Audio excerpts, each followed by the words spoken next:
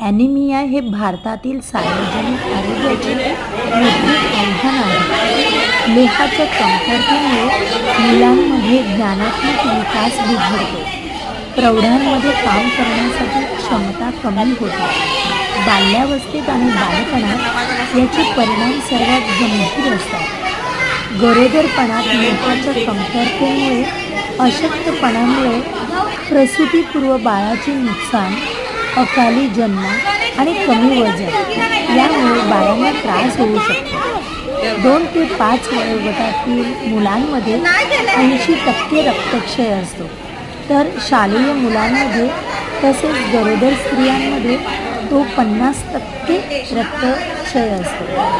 आमच्या गोवंडी स्टेशन शाळा संकुलात सिटिझन असोसिएशन फॉर चाइल्ड या संस्थेने मुलांसाठी आणि त्यांच्या पालकांसाठी ॲनिमिया मुक्त भारत हा अवेअरनेस कार्यक्रम राबवला.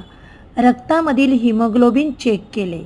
लोह आणि फॉलिक ॲसिडच्या टॅब्लेट्स, राज अल्बेन हे जंताचे सिरप आणि राज आयन हे सिरप वाटले.